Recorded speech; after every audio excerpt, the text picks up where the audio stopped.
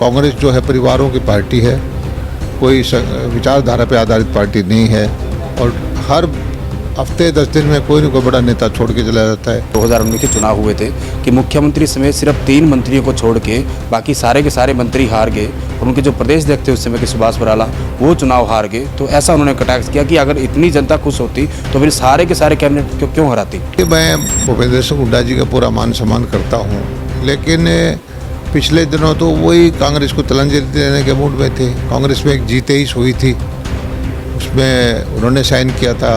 अब उनकी मर्जी का अध्यक्ष बन गया है तो उनको थोड़ा सा कांग्रेस से प्रेम हो गया है। बार बार कहा जा रहा है कि जो भव्य बिश्नोई है वो गठबंधन के उम्मीदवार है, लेकिन आपको ही पता है कि गठबंधन में आपके जो है जेजेपी भी साथ है, साथ मिलकर आप हरियाणा में सरकार चला रहे हैं। लेकिन अगर प्रचार की बात करें, चुनाव की बात करें तो जेजेपी का कोई भी नेता जो हो प्रचार में नहीं दिख रहा है। इसकी क्या कुछ वजह है? सुप्रीम कोर्ट ने भी ये कहा है, उन्होंने कहा कि पानी का मात्रा में हमारे पास पानी नहीं है। सुप्रीम कोर्ट ने कहा पानी की मात्रा का फैसला हम बाद में कर देंगे, आप नहर का निर्माण करिए। तो ये नहर तो उनको बनानी ही पड़ेगी। आपने पहले बताया कि पानी की बहुत ज़रूरत है और SYL का मुद्दा आज का नहीं है, बहुत पुराना मुद्दा है। तो इस पर उन्होंने कहा, जो उनके नेता थे, जब सुशील गुप्ता की बात करें या फिर अशोक तंवर की बात करें, उन नेताओं ने कहा कि अभी फ़िलहाल जो है वो बीजेपी की सरकार केंद्र में है और पानी लाना बीजेपी का काम है। अगर हमारी सरकार केंद्र में आती है तो हम हरियाणा में SYL का पानी लाएंगे। केजरीवाल जी बातों को घुमाने में एक्सपर्ट है, उनकी पार्टी भी बातों को घुमाने में एक्सपर्ट है। अब भी घुमा रहे हैं कि मोदी जी लेके आएंगे। अरे भाई, सुप्रीम कोर्ट ने फैसला दे रखा है, नहर पंजाब में बननी है, पानी पंजाब से आना है। मोदी जी क्या करेंगे?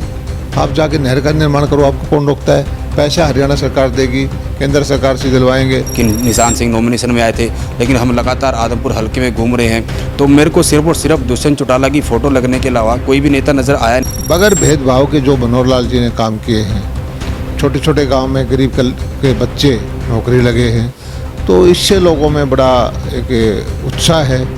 और यहाँ जो कुलदीप बिश्नोई ने जो कांग्रेस छोड़ के भाजपा में आने का निर्णय किया, वो हल्के की आवाज़ पर किया था। लगातार ये कह रहे हैं कि जो आने वाला समय है वो कांग्रेस का समय है और जो बीजेपी का ये जाने वाला समय है। इसलिए आदमपुर में जो है वो हर हाल में जो कांग्रेस के उम्मीदवार है जयप्रकाश JP वो जीतेंगे। हुड्डा साहब या दीपेंद्र जी को ये भी देखना चाहिए कि आप कांग्रेस का क्लेम करते हैं, आपकी 2 बार चुनाव के अंदर क्यों हार गए? आपके 2 बार लोकसभा चुनाव के अंदर कांग्रेस का ये गति क्यों बनाई लोगों ने? उसके कारणों पे भी उनको जाना चाहिए। नमस्कार, बिंदास हरियाणा की चुनावी यात्रा में हमारे साथ हरियाणा सरकार में कृषि एवं किसान कल्याण मंत्री एवं आदमपुर उपचुनाव के प्रभारी चौधरी जयप्रकाश दलाल जी हैं। दलाल साहब, पहले तो बहुत बहुत स्वागत है आपका। धन्यवाद भाई, नमस्ते भाई। दलाल साहब, आपको कहीं ना कहीं आदमपुर उपचुनाव में यहाँ प्रभारी बनाया गया है। ये गठबंधन सरकार का तीसरा उपचुनाव है। आप लगातार आदमपुर हल्के के काफ़ी गांव में गए और आपके जो बाकी भी नेता हैं वही प्रचार कर रहे हैं। गठबंधन के जो आपके उम्मीदवार है भव्य बिश्नोई, कैसा कुछ आप देखते हैं? देखिए, आज लगभग चुनाव उठ गया है और सभी लोग गांव में से ये रिपोर्ट आती है कि जो गठबंधन का उम्मीदवार है भव्य बिश्नोई, वो बहुत भारी बहुमत से जीतेंगे। और उसके पीछे बहुत सारे तर्क भी हैं। एक तो हमारा जो संगठन है भारतीय जनता पार्टी का, वो पूरा गांव-गांव में काम कर रहा है। पन्ना प्रमुख से लेकर के हमारे प्रदेश अध्यक्ष तक सब लगे हुए हैं और हमारी जो कन्वेंसिंग चल रही है, MLA मंत्री सब हर बूथ पे जा रहे हैं। दूसरा ये है कि वैसे भी ये जो क्षेत्र है चौधरी ब्रजलाल जी के रहा है, यहाँ पर उनके पारिवारिक संबंध रहे हैं और चुनाव वो कभी हारे नहीं यहाँ से। तो ये दोनों चीज़ें मिल करके भारतीय जनता पार्टी को बहुत फ़ायदा हो रहा है। और यहाँ जो आदमपुर क्षेत्र में जो बालसमंद के आसपास के गांव हैं, खारे पानी की ज़मीन है, नहरी पानी की टेल का इलाका है। अभी नहरों का हमने पुनर्निर्माण करवाया, 300 करोड़ रुपए लगाए। SYL का पानी की उम्मीद थी इनको, लेकिन वो ना मिला तो भी हमने भाखड़ा और जमुना के दोनों मिलाकर के बालसमंद के हेड पर पे, शिवानी के इलाके पे, बालसमंद के इलाके पे नहरी पानी दिया। इससे लोग संतुष्ट हैं। 125 करोड़ रुपए का लगभग कपास का खराबा था, उसका बीमा दिया। 50-60 करोड़ रुपए का पैसा खराबे का मंजूर हो चुका है, वो आ जाएगा। बालसमंद में कॉलेज की मांग थी, वो बन गया है, मंजूर हो गया है। और बगैर भेदभाव के जो मनोहर लाल जी ने काम किए हैं, छोटे छोटे गांव में गरीब के बच्चे नौकरी लगे हैं, तो इससे लोगों में बड़ा एक उत्साह है। और यहाँ जो कुलदीप बिश्नोई ने जो कांग्रेस छोड़ के भाजपा में आने का निर्णय किया, वो हल्के की आवाज़ पर किया था।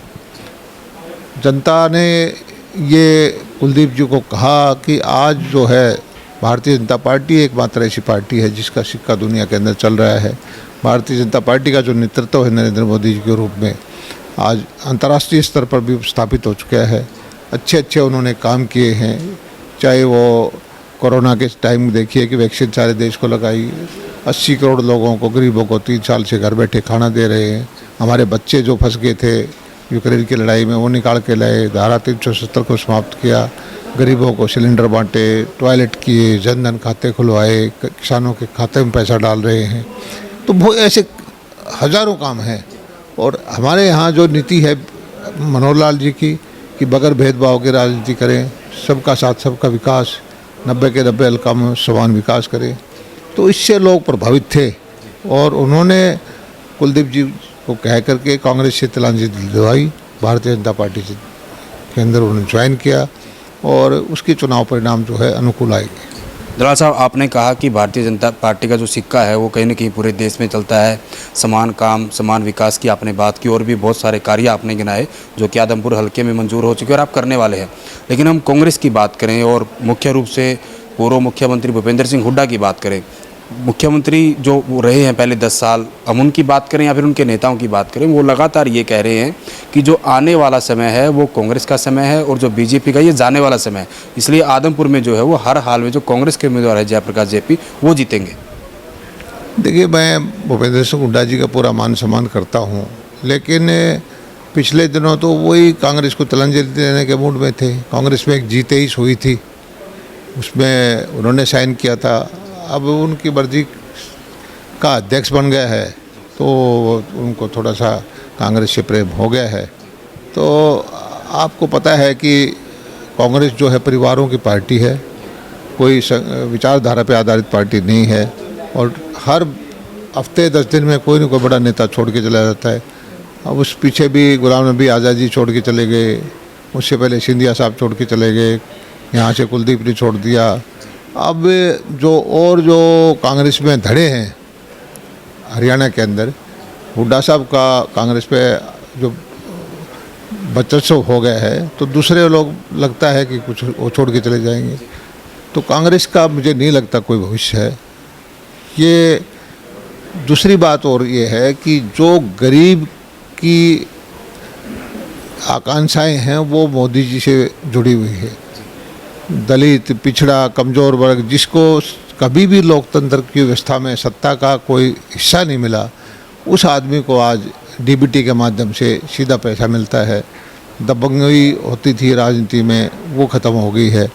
और ये जो सबके कमज़ोर तबके के लिए मनोहर लाल जी ने परिवार पहचान पत्र के माध्यम से डायरेक्ट जो उनको गरीबों को उठाने का काम किया है, परिवार उत्थान योजना के माध्यम से, तो बहुत सारे ऐसे कारण हैं जिससे कि आम आदमी जुड़ चुका है भारतीय जनता पार्टी से। आपने कहा कि जो कहीं ना कहीं लोग हैं, चाहे गरीब लोगों की बात करें, आम लोगों की बात करें, वो कहीं ना कहीं प्रधानमंत्री मोदी की नीतियों से प्रभावित है और कहीं ना कहीं भारतीय जनता पार्टी के पक्ष में कहीं मतदान भी करते हैं। यही सवाल मैंने दीपेंद्र सिंह हुड्डा से भी किया था, जो कि कांग्रेस के राज्यसभा सांसद है। उन्होंने कहा कि अगर इतना ही विकास था तो उन्होंने पिछली सरकार की बात कही जब 2019 के चुनाव हुए थे कि मुख्यमंत्री समेत सिर्फ 3 मंत्रियों को छोड़ के बाकी सारे के सारे मंत्री हार गए और उनके जो प्रदेश अध्यक्ष थे उस समय के सुभाष बराला, वो चुनाव हार गए। तो ऐसा उन्होंने कटाक्ष किया कि अगर इतनी जनता खुश होती तो फिर सारे के सारे कैबिनेट को क्यों हराती। देखिए, राजनीति के अंदर 2 मुद्दे होते हैं। एक तो पार्टी की नीतियाँ, पार्टी की विचारधारा, विकास के काम, और जब विधानसभा का चुनाव होता है तो व्यक्तिगत कारण भी होते हैं हर क्षेत्र के।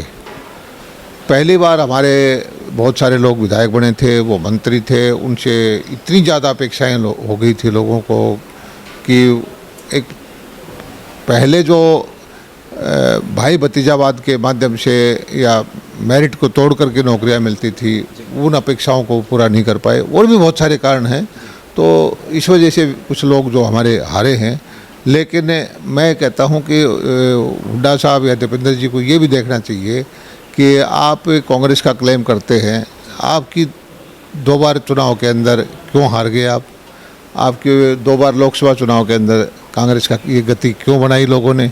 उसके कारणों पे भी उनको जाना चाहिए। वही हम बात करें आदमपुर की, तो आम आदमी पार्टी है वो भी चुनाव लड़ रही है, जैसे कि आपको पता है उनके भी उम्मीदवार हैं सत्येंद्र सिंह, वो चुनाव मैदान में उतरे हुए हैं। मैंने आम आदमी पार्टी से भी सवाल किया था कि आप शिक्षा और स्वास्थ्य के मुद्दे को कहने के लोगों के बीच ला रहे हैं, लेकिन आदमपुर हल्का ग्रामीण हल्का है और राजस्थान से साथ लगा हुआ है, और जितना भी अपना इलाका है वहाँ, जैसे आपने पहले बताया कि पानी की बहुत ज़रूरत है और SYL का मुद्दा आज का नहीं है, बहुत पुराना मुद्दा है। तो इस पर उन्होंने कहा, जो उनके नेता थे, जब सुशील गुप्ता की बात करें या फिर अशोक तंवर की बात करें, उन नेताओं ने कहा कि अभी फ़िलहाल जो है वो बीजेपी की सरकार केंद्र में है और पानी लाना बीजेपी का काम है। अगर हमारी सरकार केंद्र में आती है तो हम हरियाणा में SYL का पानी लाएंगे। देखिए, जब केजरीवाल जी की पंजाब में सरकार बनी तो मुझे भी खुशी हुई थी कि ये यहाँ के रहने वाले हैं, शिवानी के, हिसार में शिक्षा ग्रहण की है, इस इलाके की समस्याओं को उनको पता है कि ये खारे पानी का इलाका है, पीने का पानी की भी समस्या है और पानी के लिए इलाका तड़पता रहता है।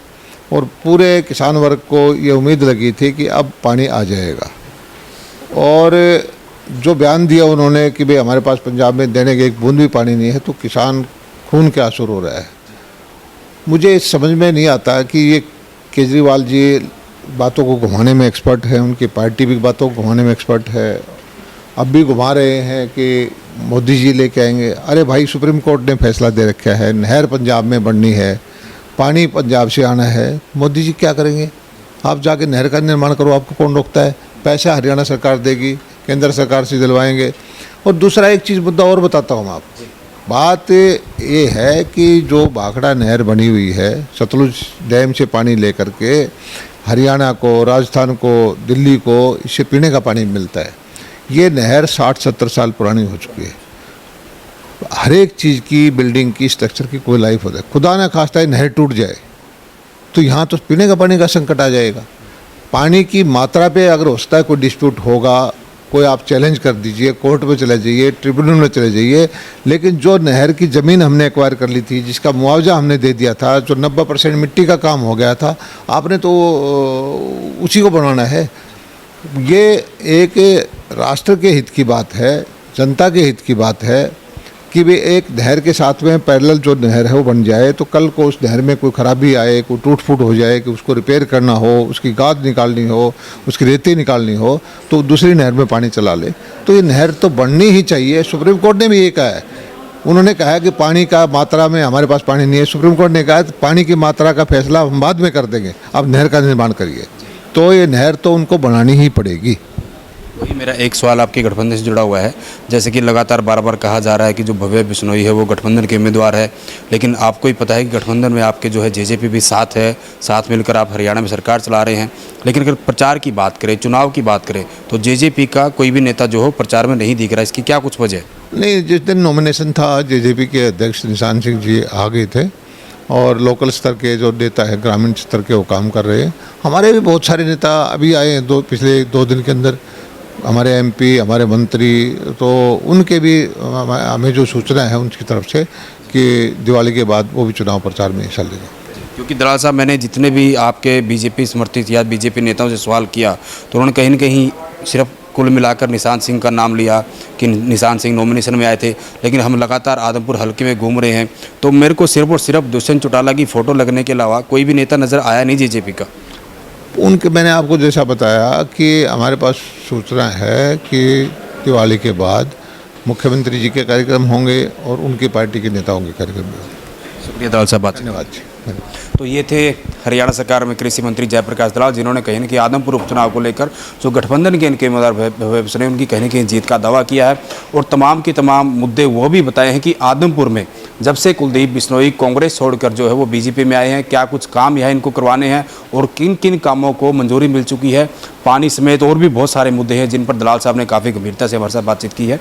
हालांकि इनका जो दावा है कि आदमपुर में भव्य बिश्नोई की जीत होगी, गठबंधन की जीत होगी, ये आने वाला समय बताएगा कि आखिर आदमपुर की जनता किसको अपना विधायक चुनकर जो है वो चंडीगढ़ भेजने का काम करेगी। वीडियो जर्नलिस्ट विकास कुमार के साथ सुरेंद्र नैन, बिंदास हरियाणा।